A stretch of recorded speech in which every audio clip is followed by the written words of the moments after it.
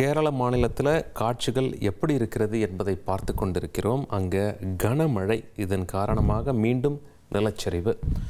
வாகனத்தில் போகும்போதே எப்படி நிலச்சரிவின் காரணமாக மரங்கள் அங்கே வேரோடு பிடுங்கப்பட்டு விழுந்து கொண்டிருக்கிறது என்ற காட்சிகளையும் நாம் திரையில் பார்க்குறோம்.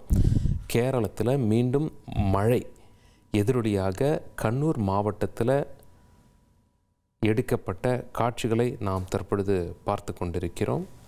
கடுமையான கனமழையின் காரணமாக வெள்ளப்பெருக்கு ஏற்பட்டு பிறகு நிலச்சரிவு ஏற்பட்டு அங்கே மக்கள் அவதிப்பட்டு கொண்டிருக்கிறார்கள். இது பற்றிய கூடுதல் தகவல்களை வழங்க ஆறுமுக பிரசாத் இணைகிறார்.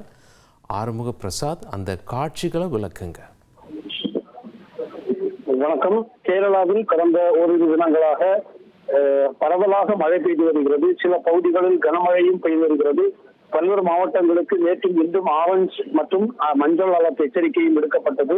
இந்த மழை தொடர்பாக பல்வேறு சின்ன சின்ன பாதிப்புகள் அங்கங்கே ஏற்பட்டு கொண்டு இருக்கிறது. திருவோண பண்டிகையை அந்த மக்கள் கொண்டாடி கொண்டிருக்கின்ற சூழலில் இந்த மழை காரணமாக அந்த மக்கள் சில சிரமங்களையும் சந்தித்து வருகிறார்கள். அந்த நிலையில் கேரளாவில் தொடர்ந்து மழை பெய்கின்ற காரணத்தினால் அந்த கண்ணூர் மாவட்டத்திலும் தொடர்ந்து மழை பெய்து வருகிறது. அங்கு 2 பகுதிகளில் கனமழை காரணமாக மண் சரிவு ஏற்பட்டுள்ளது. பாலசூரம் மலைப்பாதை சாலையில் காரில் பயணிகள் சென்று கொண்டிருந்த போது திடீரென மண்சரிவு ஏற்பட்டது.